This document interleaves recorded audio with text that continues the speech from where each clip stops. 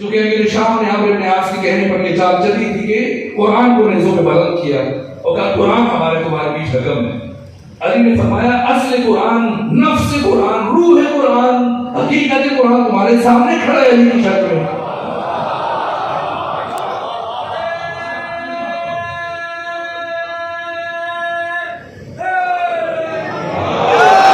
लेकिन ज़ाहिरी मुसलमान धोखा खा गए और औरात से और कहा अली जंग बंद करे वरना हम आपको कत्ल कर देंगे। अली शिब्न अबी तालिब अलैहिस्सलाम की बेमारिफत और बेशऊर साथी इस काबिल नहीं है कि सब को मिसाल करार पे पा सके।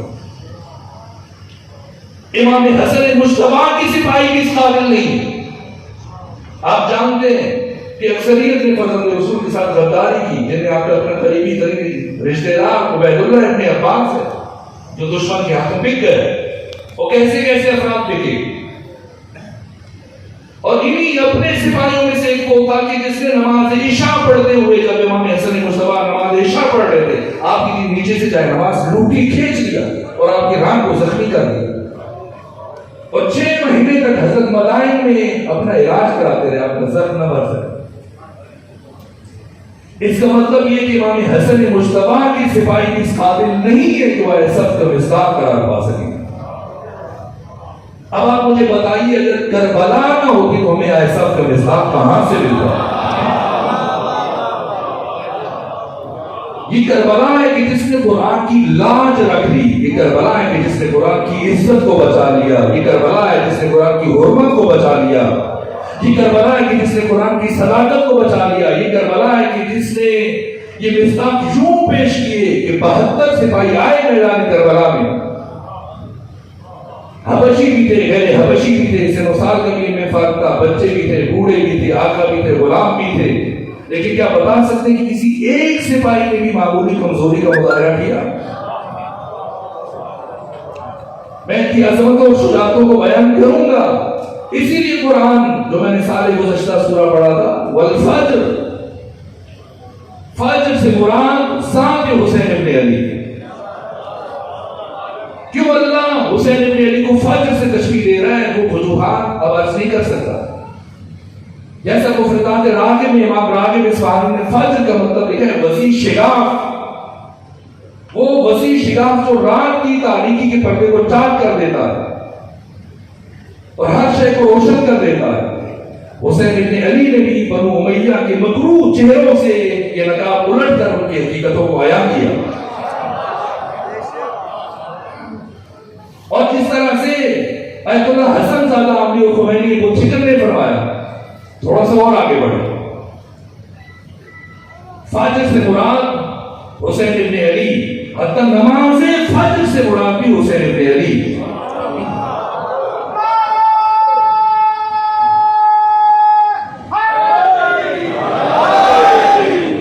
कितनी नमाजें हैं? 5 नमाजें, फज्र, ज़ुहर, असर, मगरिब, इशा, 5 नमाजें। इन 5 में से सबसे पहले कौन सी नमाज फर्ज हुई? ज़ुहर। ज़ुहर की नमाज फर्ज हुई, तमाम उम्मत मुस्लिमा का इत्तेफाक। और मक्का में जो 5 नमाजें फर्ज हुई, आप कोई भी तारीख उठा लें, पैगंबर इस्लाम की रहलत के बाद 157 हिजरी में जो पहली सीरत की किताब लिखी गई, वहां से लेके आज तक इस असर में मिस्र के मायानास अहले हदीस आलिम इमाम नासिरुद्दीन अलबानी, उनका सिलसिला अहादीस सहीहा, इन 1400 सालों में जितनी भी हदीस की किताबें लिखी गई, सीरत की किताबें लिखी गई, तारीख की किताबें लिखी गई, तारीख इब्न असाकिर, तारीख इब्न खलदून, तारीख मदीनतुल दिमश्क, तारीख तबरी, अल बिदाया व निहाया इब्न कसीर की, तारीख कामिल इब्न असीर की, और जितने भी तारीख की कुतुब है याकूबी, और जो हदीस की किताबें बुखारी, मुस्लिम, तिरमिज़ी, इब्न माजा, अबू दाऊद, मुसन्नफ़ इब्न अबी शैबा, मुसन्नफ़ इब्न अब्दुर रज़्ज़ाक़, और जो हदीस के ज़ख़ीरे मुवत्ता इमाम मालिक, सबको उठाइए। सीरत, तारीख, हदीस की तमाम किताबों को उठाइए। मक्का में इन 5 नमाजों की रकतों की तादाद सिर्फ 10 थी।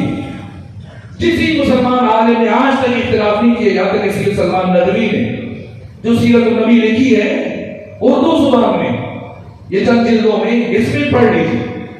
आज तक किसी एक मुसलमान मुहद्दिस ने, दानिशवर मुवर्रिख ने, किसी फकीह और आलिम ने इख्तिलाफ नहीं किया। मक्का में 5 नमाजों की रकअतों की तादाद सिर्फ 10 थी। 2 फजर की, 2 ज़ुहर की, 2 असर की, 2 मगरिब की और 2 इशा की। और फिर मदीना पहुंचने के बाद दूसरे साल मजीद 7 रकअतों का इजाफा हुआ। ज़ुहर के साथ 2 रकअतों का इजाफा हुआ, 4 हो गए। असर के साथ 2 रकअतों का इजाफा हुआ, 4 हो गए। मगरिब के साथ 1 रकअत का इजाफा हुआ, 3। और इशा के साथ 2 रकअतों का इजाफा हुआ, तो ये 4 रकअतें। बरादरान अहले तसन्नुन, अगर तशरीफ फरमाए तो जाके अपने उलमा से सवाल करें। अगर कोई एक आलिम भी इसका इनकार कर दे तो आके मुझे मेरी रहनुमाई कर दीजिए। जितनी भी हदीस की किताबें हैं, सीरत की किताबें हैं, तारीख की किताबें, सबका इजमा है इन 7 रकअतों का इजाफा मदीना जाके वो दूसरे साल में।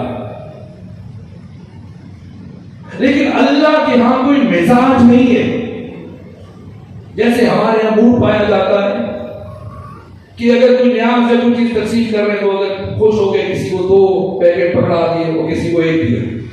होता है कभी इंसान मिजाज के हाथों हो के ऐसी तकसीम कर देता है। इसलिए हुक्म है कि मुक़स्सिम व इम्मा महरूम व इम्मा मलूम। तकसीम करने वाला या महरूम रह जाता है कि खुद अपना हिस्सा भी नहीं रहता या मलूम बन जाता है। तकसीम करना मुश्किल काम है। तो हमारे यहां मिजाज है, कोई भी चीज देते हुए हम फर्क कर सकते हैं। अगर ये रकअतों में इजाफा मतलूब था तो परवरदिगार हर नमाज के साथ 2-2 रकअतों का इजाफा करके ये 20 रकअतें बना देता,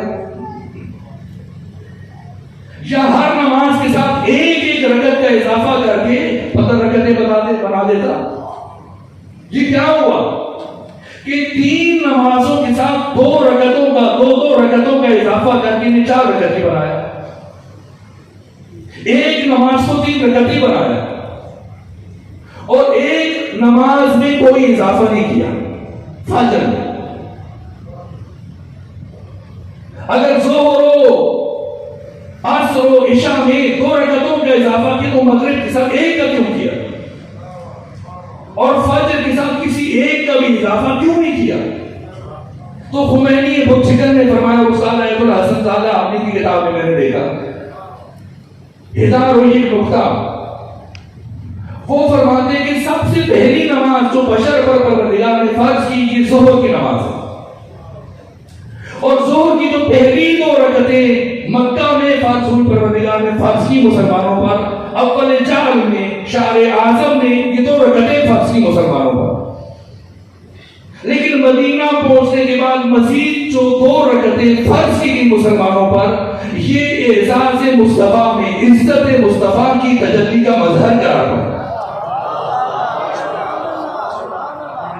मदीना पहुंचने के बाद 2 रकअतों का इजाफा एजाज़ मुस्तफा में किया गया। नमाज अल्लाह की है लेकिन एजाज़ मुस्तफा में 2 रकअतों का इजाफा हुआ। और ज़ोहर की जो 2 नमाजों 2 रकअतों का इजाफा हुआ, ये इज्जत अली इब्न अबी तालिब की तजल्ली का मजहर है। ये एजाज़ अली हक़ ताला ने मुसलमानों पर वाजिब करा। और फिर मगरिब की 1 रकअत की एजाज़ फातिमा ज़हरा और इशा की 2 रकअतें ये एजाज़ हसन मुश्तबा। लेकिन फज्र की 2 रकअतों को हक़ ताला ने बदस्तूर 2 ही रखा, न 1 का इजाफा किया न 2 का इजाफा किया। क्यों? इसलिए कि अल्लाह बशर को यह हकीकत तालीम देना चाहता है कि जो खुदा का है वो हुसैन का है और जो हुसैन का है वो सब खुदा का है।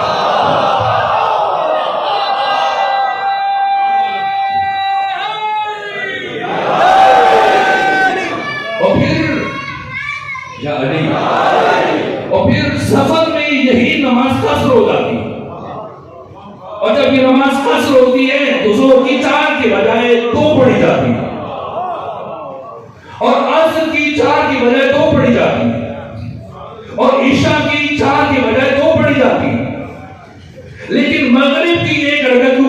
किया जाता कि 3 के बजाय 2 पढ़ लें या फिर 1 कर लें। ना ही फजर की 2 रकातों में कमी की जाती कि चलो 2 की बजाय 1 पढ़ो। तो खालिक के अक्ल खुदाए हकीम से सवाल कीजिए कि जब ज़ोहर, असर, इशा की नमाजों में तखफीफ की गुंजाइश थी है और मुसाफिर सफर में इन 4 रकअती नमाजों को 4 रकअत पढ़ने के बजाय 2 रकअत पढ़ सकता है, तो फजर और मगरिब में ये तखफीफ क्यों नहीं रखी? तो खुमैनी ये पूछ कर फरमाते हैं कि परवरदिगार अपना हक भी मुआफ कर सकता है, अपने रसूल का हक भी मुआफ कर सकता है, अली और हसन मुश्तबा का हक भी मुआफ कर सकता है, लेकिन परवरदिगार कभी भी फातिमा ज़हरा और हुसैन इब्न अली का हक मुआफ नहीं कर सकता।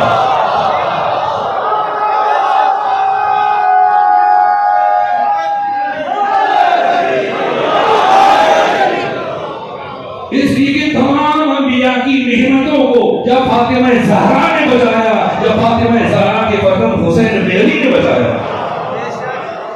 तमाम अंबिया की मेहनतों का खुलासा गदीर है। इस गदीर को किसने बचाया? फातिमा ज़हरा ने बचाया। और फिर फातिमा ज़हरा की मेहनतों को किसने बचाया? हुसैन इब्न अली ने बचाया। कितने मुसलमान हैं? 3 बर्रे आज़मों में मुसलमान फैले हुए। ये मुअर्रिखीन ने लिखा है, याकूबी, तबरी, इब्न असीर सब ने लिखा 3 बर्रे आज़मों में कम अज कम 9 करोड़ मुसलमान जिंदगी गुजार गए। 9 करोड़ में से ये हुसैन कौन है कि सबसे पहले हाकिम वक्त हुसैन इब्न अली से बैत का मुतालबा करता? क्या मजबूरी? जहां तक कोई ये न समझे कि यजीद इब्न मुआविया ने इमाम हुसैन से बैत का मुतालबा किया। तमाम तारीखें उठाइए, यजीद तो नशे में मस्त रहता था, इसे तो खबर ही नहीं थी। यजीद की किसी बड़े ने बैत का मुतालबा किया, अपनी जिंदगी में खत तहरीर करवाया और ये कहा कि जैसे ही मेरी मौत का यकीन हासिल हो जाए तो पहला कासिद मदीना में हुसैन इब्न अली के पास जाए। और ऐसे ही हुआ। अतिब्बा, मुआलिजीन, डॉक्टर, इलाज करने वाले दाएं बाएं खड़े हैं अमीर शाम की और सांसें अटकी हुई हैं। और जैसे हुक्मा ने कहा कि अब अमीर शाम की मौत हो चुकी है, घोड़ा तैयार है, कासिद तैयार है, सिर्फ यकीन हासिल करना है कि अमीर शाम की मौत हो चुकी है। इधर अमीर शाम की आखिरी सांस उसके जिस्म से अलग हुई और इधर इस घोड़सवार को मदीने की तरफ रवाना कर दिया। यजीद तो सिरे से मौजूद नहीं था। 3 दिन के बाद 4थे दिन वापस आया, अतः अपने बाप के नमाज जनाजा में भी शरीक नहीं था। इसकी फौज के कमांडर ने अमीर शाम की नमाज जनाजा पढ़ाई और 3 दिन तक शाम के हालात को कंट्रोल में रखा। और 4थे दिन जब यजीद वापस आया तो शाम उसके हवाले किया। यजीद को तो पता ही नहीं था, खत यजीद से पहले लिखा गया, बाद में इसे बताया गया। लेकिन सवाल ये है कि 9 करोड़ मुसलमानों को छोड़कर सबसे पहले हुसैन की तरफ खत क्यों लिखा जा रहा है? क्या मजबूरी हाकिम की कि वो हुसैन से बैत लेना चाहते हैं?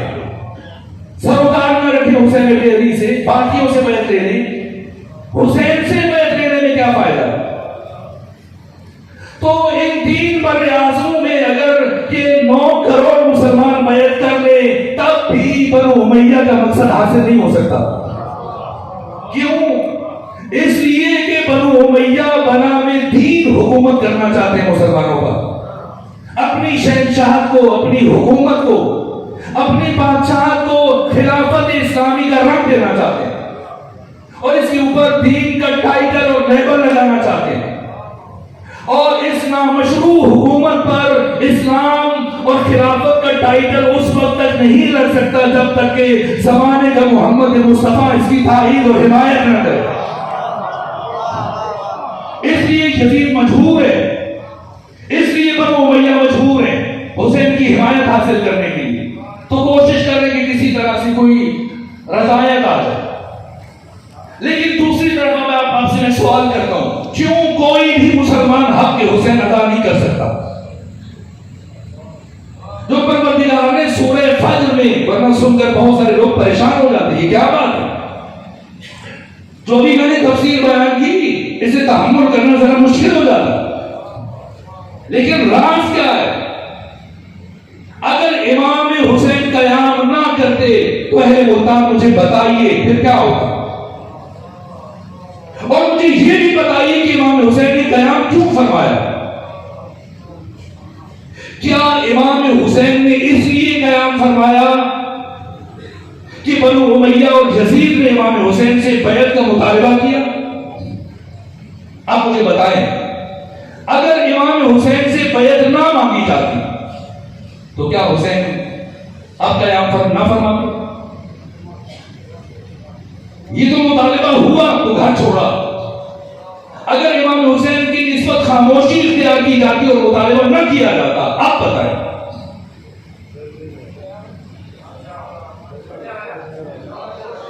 अगर इमाम हुसैन से बैत का मुतालबा ना होता तो क्या करते? क्या इमाम हुसैन ने इसलिए, जैसे बहुत सारे लोग बयान करते हैं, इसलिए कयाम फरमाया कूफा आए, अहले कूफा ने आपको हजारों खुतूत लिखे, इन बेचारों को तो पता ही नहीं था कि अमीर शाम मर चुका है। पहला खत हुसैन की तरफ आया और इमाम हुसैन ने 28 रजब को मदीना छोड़ दिया और 5 दिन के बाद 3 शाबान को इमाम हुसैन मक्का पहुंचे और फिर पूरा शाबान गुजर गया। फिर रमजान के वसत में 15 रमजान को कैसे इब्न मुसारे सैदावी, सईद बिन अब्दुल्ला हनफी, अहले कूफा के खुतूत की पहली खेप लेकर इमाम हुसैन के पास मक्का पहुंचे। इन्हें तो पूरे शाबान में पता ही नहीं था कि मुआविया मर चुका है, जाके रमजान में पता चला। और इनके खत लिखने से पहले हुसैन इब्न अली ने मदीना छोड़ दिया। इसका मतलब क्या है? इसका मतलब यह है कि ना तो हुसैन इब्न अली ने यजीद की बैत के मुतालबे के जवाब में मदीना छोड़ा और ना ही अहले कूफा के खुतूत को पढ़कर मदीना छोड़ा, पहले छोड़ दिया। और जब 28 रजब को हुसैन इब्न अली मदीने से चले तो किसने रोका? किसी ने खुलूस की वजह से रोका, किसी ने आजमाने के लिए। उम्मे सलमा रोती फिरती आगे बढ़ी, बेटा हुसैन करबला ना जाए, इराक ना जाए। तो क्यों ना जाओ? तो हुसैन, आपके नाना ने कहा था जब मेरा हुसैन इराक जाएगा कभी वापस नहीं आएगा, मैं आपको नहीं जानता। ये उम्मे सलमा, लेकिन बाकी कौन कौन मशवरे दे रहे हैं? अब्दुल्ला बिन जाफर आपको रोक रहा, आपके बहनोई है। मोहम्मद हनफिया आपको रोक रहे, आपके भाई हैं। अब्दुल्ला इब्न अब्बास रोक रहे हैं, आपके अजीज हैं। अब्दुल्ला इब्न उमर इमाम हुसैन को रोक रहे हैं। अब्दुल्ला इब्न जुबैर इमाम हुसैन को रोक रहे हैं इराक ना जाए, ये आपके साथ वफा नहीं करेंगे। इन्होंने आपके भाई के साथ वफा नहीं की, इन्होंने आपके बाप के साथ वफा नहीं की, इराक ना जाए। सब इमाम हुसैन को मशवरे दे रहे। मोहम्मद हनफिया ने कहा कि आप हिंदुस्तान चले जाए, आप वहां पर महफूज रहेंगे। अब्दुल्ला इब्न अब्बास ने कहा आप यमन चले जाएं, वहां आपके मानने वाले। अब्दुल्ला बिन जुबैर ने यहां तक मशवरा दिया और अब्दुल्ला इब्न उमर ने इमाम हुसैन को कि आप पहाड़ी इलाकों में पनाहगुज़ीर हो जाएं और पहाड़ी इलाकों में अपनी जगह बदलते रहे, बैत भी ना करें यजीद की, आप भी बच जाएंगे, आपके खानदान वाले, आपकी खवातीन, बच्चे, वो भी महफूज रहेंगे। तो इमाम हुसैन बैत ना करें लेकिन खुद को बचा सकते हैं, बैत ना करके भी हुसैन खुद को बचा सकते हैं। इमाम हुसैन इराक ना जाएं, यमन चले जाएं, हिंदुस्तान चले जाएं, पहाड़ी इलाकों में पनाहगुज़ीर हो जाएं। ये सब जो इमाम हुसैन को मशवरे दे रहे थे, शहीद मुर्तज़ा मुतहरी इनसे मुतल्लिक़ फरमाते हैं कि जितने लोग खुद को समझदार समझ के हुसैन को मशवरे दे रहे थे खुलूस की वजह से या किसी भी और वजह से, बसीरत के एतबार से ये लोग शीशे के अंदर वो हकीकत देखने की सलाहियत नहीं रखते थे जो हुसैन ईंट और पत्थर के अंदर देखने की सलाहियत रखते थे। तो फिर हुसैन चुप गए। अगर इन्हें भी नजर आ रहा है कि अहले इराक साथ नहीं देंगे, इसके बावजूद हुसैन ने इराक का इंतखाब क्यों किया और कयाम क्यों फरमाया? बात पहुंच रही है। जो मैं कहना चाह रहा हूं कि इमाम हुसैन बैत ना करके भी खुद को बचा सकते हैं। पहाड़ी इलाकों में चले जाए, पनागुज़ीर हो जाए, जगह बदलते रहे, लेकिन कयाम क्यों किया? बस बात खत्म कर दी। आज आपने मेरी साथ गुफ्तगू को तहम्मुल किया, परवरदिगार आपको अजर दिया, नतीजा आपको। अगर हुसैन कयाम ना फरमाते तो क्या होगा? आज से चंद साल पहले तक लाहौर में, आप सब मुल्हका शहर, लाहौर में साल में एक दिन 3 दिन मुसलसल हुसैन डे मनाया जाता था, यौम हुसैन। और मुत्तहिदा पाकिस्तान से, हिंदुस्तान से, हर तरफ से उर्दू जुबान, शायर, अदीब, आलिम, फकीह, मुहद्दिस, मुअर्रिखीन जमा होते थे। खुतबा, सुन्नी, शिया, देवबंदी, बरेलवी, अहले हदीस, सिख, हिंदू, सब के सब जमा होकर मुसलसल 3 दिन तक खिराज अकीदत पेश करते थे। तो तीसरे दिन आखिर में अली नकी नकम साहब को नौबत मिली, लेकिन अब बात ये था कि मगरिब की आजान करी जो 5 मिनट बचे। और उस साल हुसैन डे का मौजू ये था कि अगर हुसैन करबला ना चाहते तो क्या होगा। तो उन्होंने बस एक जुमला कहा, लेकिन मैं उससे आगे बढ़ूंगा, लेकिन पहले उनका जुमला आज करूं। अल्लामा अली नकी नकर ने फरमाया कि अगर हुसैन करबला ना चाहते तो आज नमाज जुमा बुध के दिन पढ़ी जा रही होगी। लेकिन मैं इससे आगे बढ़ूंगा और अर्ज करूं, शायद वक्त की कमी थी कि उन्होंने तफसील से बयान नहीं किया, वरना अगर हुसैन करबला ना चाहते तो हर मारूफ मुनकर बन चुका होता, हर मुनकर मारूफ बन चुका होता, हर वाजिब से हम हराम के तौर पे बच रहे होते और हर हराम को वाजिब समझ के अदा कर रहे होते। और आगे बढ़ूं, हमारी मस्जिदों में, इबादतगाहों में, घरों में, शादी हालों में हमारे मौलवी अपने सरों पर दस्तार पहनकर, कंधों पर अबा पहनकर, कबा पहनकर, सरों पर दस्तार और टोपियां पहनकर, हाथों में तस्बीह लेकर आते और आकर एक मां का उसी के अपने बेटे के साथ निकाह पढ़ाते, भाई का बहन के साथ निकाह पढ़ाते हमारे घरों में, इबादतगाहों में, और उसके बाद फिर मुबारकबाद भी देते और मिठाइयां तकसीम होती और सब घरों को चले जाते और किसी एक को एहसास भी ना होता कि कितना बड़ा जुल्म हो गया है। आए उस हुसैन को सलाम करें। हुसैन सिर्फ शियों का नहीं है, और वो गयूर इंसान जिसमें रिश्तों का तकद्दुस बाकी है, आए हुसैन की बारगाह में सजदारेज हो जाए। कोई भी इंसान कयामत तक हक के हुसैन अदा नहीं कर सकता। सूरह फज्र में परवरदिगार इसी हकीकत को बयान कर रहा है। क्यों फज्र की 2 रकअतों में अल्लाह ने तखसीस नहीं रखी? ये किनाया और इशारा है कि कोई भी इंसान हक के हुसैन इब्न अली अदा नहीं कर सकता। वो शायद हमसे तजावुज हो जाए, बात खत्म कर दें। ये जो 72 है, 72 इनके तारुफ में मैं बताऊंगा। ये 72 के 72 लोग कोशिफल गिता की मंजिल पर फाइज हैं, जो अली इब्न अबी तालिब अलैहिस्सलाम ने अपने मुताबिक फरमाया। लोग कोशिफल गिता मस्दद तो यकीना, अगर अल्लाह और मेरे दरमियान हिजाबात को हटा दिया जाए तो अली इब्न अबी तालिब की यकीन में जर्रा बराबर इजाफा नहीं होगा। इन 72 के सामने हुसैन इब्न अली की हकीकत को हक ताला ने पूरी तरह से अयान किया था। ये इस दुनिया में इन 72 का इनाम था। इसको मैं फिर तफसील आइम्मा के फरामीन की रोशनी में अर्ज करूंगा। अब सुनेंगी 72 में से एक है सईद बिन अब्दुल्लाह हनफी। आखिर क्या वजह है इन सब के बयानात? और बिलखुसूस आप सुने सईद बिन अब्दुल्लाह हनफी कितना सफर किया? 6500 किलोमीटर का सफर तय किया। ये आरामदेह गाड़ियों पर एसी लगाकर नहीं। अब पढ़े सईद बिन अब्दुल्लाह हनफी के सारे साथी सफर में शहीद हो गए। सहारा का सफर इतना मुश्किल और पेचीदा। 300 फरसद पहले गए 15 रमजान को खत लेकर इमाम हुसैन के पास मदीना मक्का। फिर इमाम हुसैन ने जनाब मुस्लिम बिन अकील को आपके साथ रवाना किया कि ले जाए, आप पर एतमाद है मुझे, लेकिन मदीने में ये काम करें फिर मदीने से होकर करबला जाए। 600 फरसद कम अज कम। फिर तीसरी मरतबा मुस्लिम बिन अकील ने खत लिखा आका हुसैन के लिए, इसे भी लेकर सईद बिन अब्दुल्लाह हनफी आए मक्का।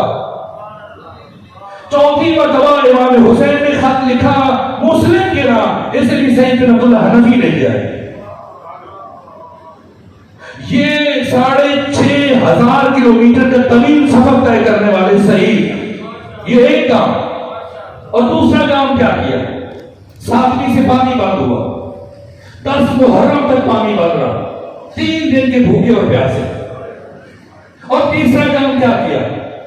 शबे आशूर सारी रात जागकर सिर्फ इबादत नहीं की, बाकी असहाब के साथ मिलकर जंगल से लकड़ियां काटते रहे, झाड़ियां काटते रहे। और चौथा काम क्या किया सईद ने?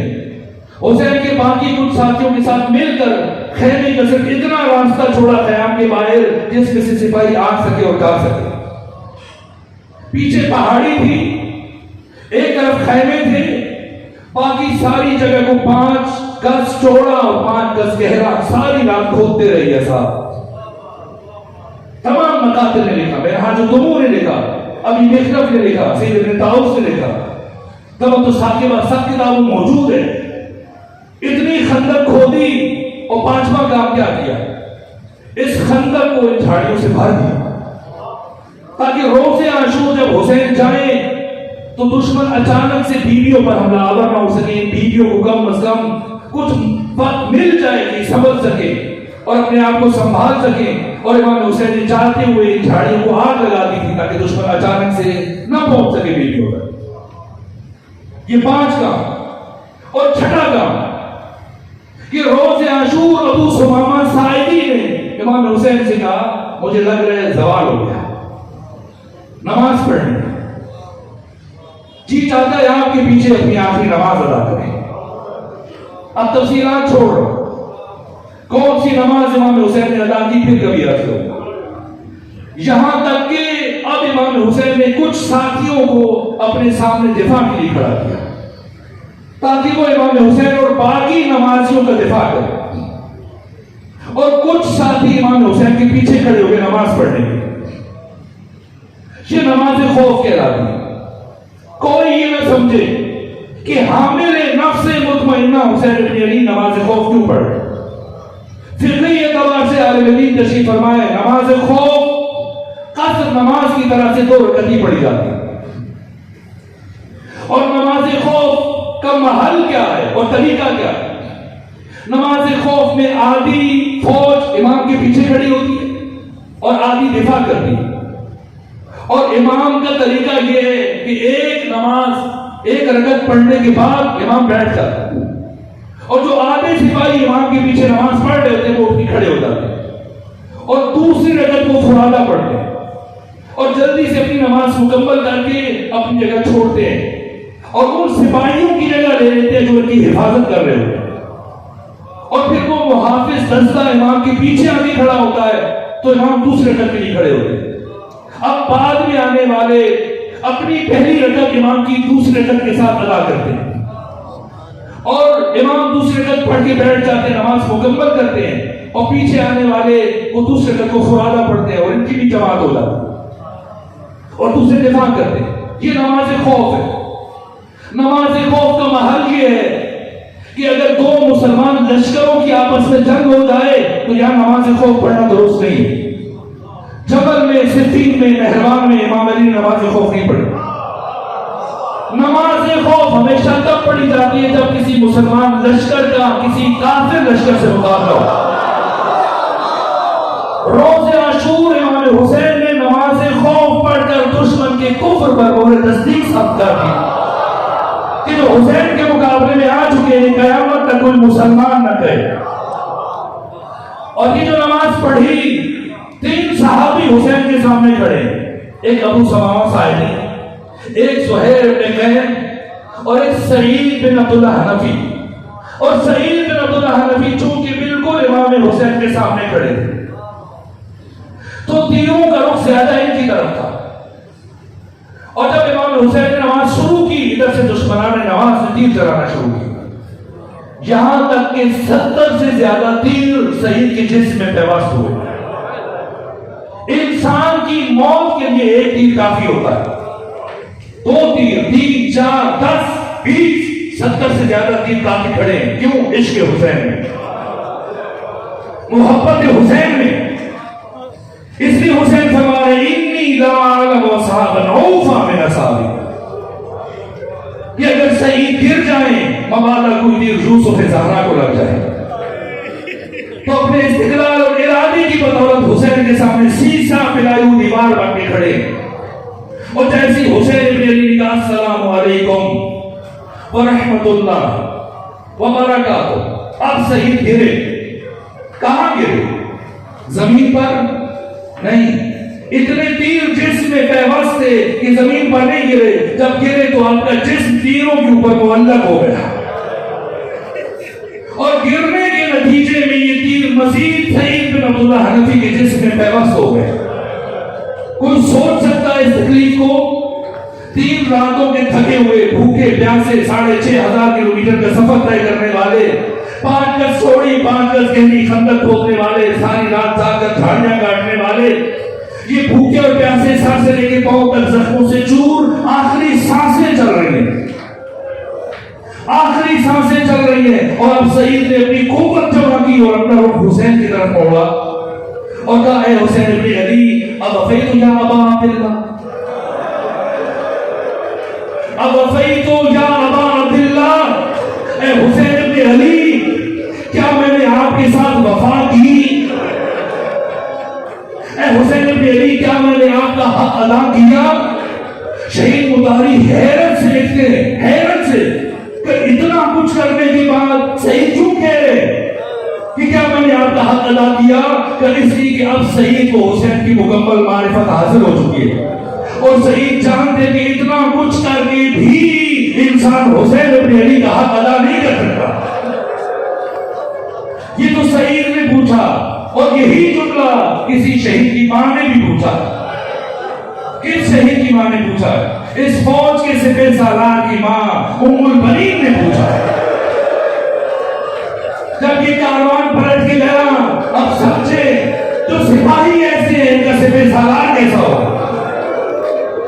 जब ये कारवान पलट कर गया मदीने में, उम्मुल बनीन ने अपने पोते फजल की उंगली पकड़कर इस कारवान का इस्तेमाल किया, और सलाम के बाद जो पहली बात पूछी सैयद सज्जाद से, इंसान हैरान हो जाता है कि सैयद सज्जाद, मेरा दिल तड़प रहा है, बस इतना बताओ, क्या करबला में मेरे बेटे अब्बास ने अपने आका हुसैन के साथ वफा की?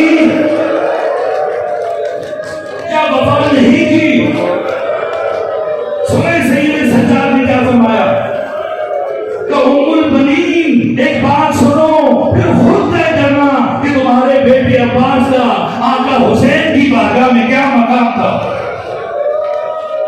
सैयद सज्जाद बताइए कि उम्मुल बनीन जब हमें असीर करके करबला से शाम की तरफ लेकर जा रहे थे, तो रास्ते में उमर इब्न साद की सवारी मेरे करीब थी, और एक मकाम पर उमर इब्न साद ने मेरे बाबा के कातिल शेब्र इब्न ज़िलजोशन को बुलाया। और जब शेब्र इब्न ज़िलजोशन करीब आया तो उमर ने कहा कि ए शेब्र, हुसैन इब्न अली के कातिल की कैफियत बताओ। जब तू हुसैन को कत्ल कर रहा था, तब हुसैन की हालत क्या थी? क्या उस वक्त हुसैन ने तुमसे कुछ गुफ्तगू की, बात की? कहा हुसैन जब खाकी करबला पर अपनी शमशीर को गाड़ कर बैठे थे, तो मैं आगे बढ़ा, और मैंने आगे बढ़कर हुसैन इब्न अली को दोनों कंधों से धक्का दिया। जब धक्का दिया तो हुसैन पुष्ट के बाद खाकी करबला पर गिरे, और जब हुसैन खाकी करबला पर गिरे तो मैं आगे बढ़कर हुसैन के सीने पर सवार हो गया।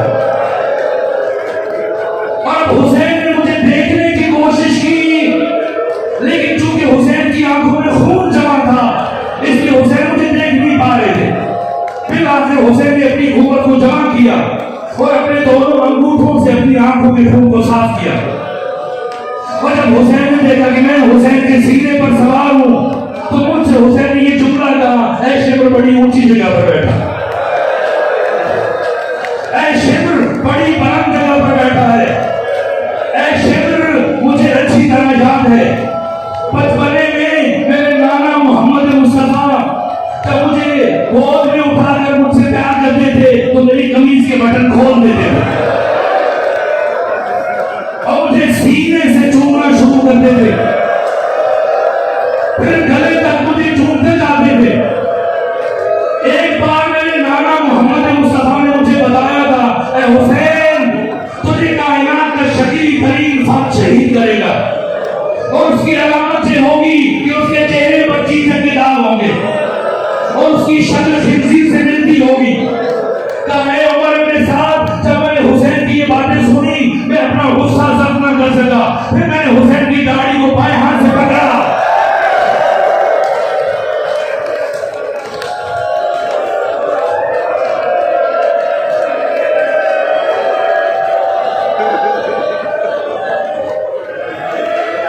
बेशुमार लानत, बेशुमार नस्ल पर लानत, बेशुमार।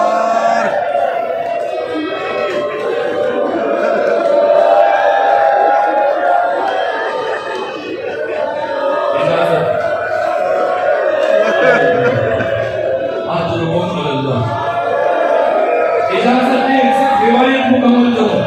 तब मैंने हुसैन की दाढ़ी को बाएं हाथ से पकड़ा और दाएं हाथ से हुसैन के रुखसार पर तमाचे मारना शुरू किया।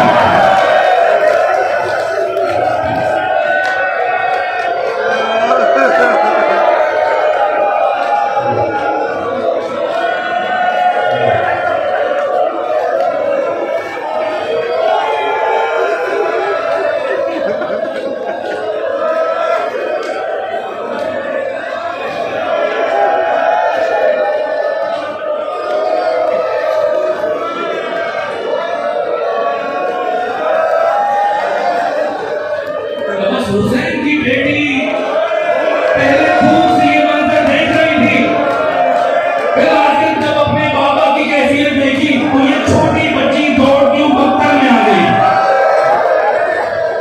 अब मैं बयान नहीं करूंगा आज कि हुसैन की बेटी को शिब्र ने कैसे अदा किया, ये बड़ा मुश्किल मामला है। यहां तक कि जैसे भी अदा किया, शिब्र कहते हैं हुसैन के सीने से उतर आया। मैंने हुसैन की बच्ची को वापस रवाना किया। कैसे रवाना किया तारीखों में महफूज है।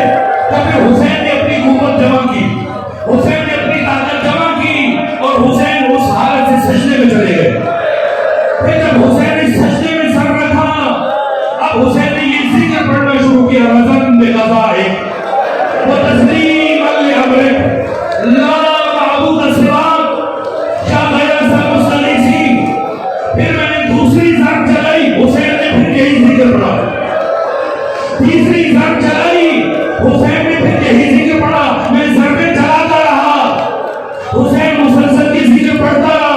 और जब मैंने 13वीं जंग चलाई और हुसैन के सर को हुसैन के तन से जुदा किया, अब मैंने हुसैन के बालों में हाथ डाले और हुसैन का सर उठाया।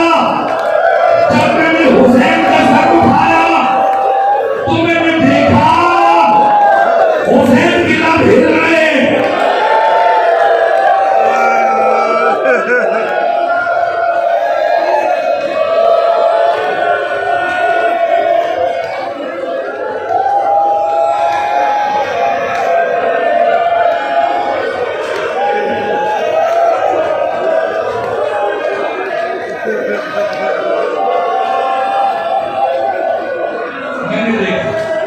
मैंने देखा हुसैन के लब हिल रहे हैं। मैंने सोचा अब हुसैन कौन सा जिक्र कर रहा है, लेकिन हुसैन की आवाज बहुत कम थी, हुसैन की आवाज बहुत नहीं थी, मुझे सुनाई नहीं दे रही थी। फिर मैं अपने कान हुसैन के कटे हुए लबों के करीब लेकर गया। जब मैं कान करीब लेकर गया तो हुसैन के हलक से और हुसैन के लबों से सिर्फ एक ही आवाज बार बार बुलंद हो रही थी, अब्बास अब्बास।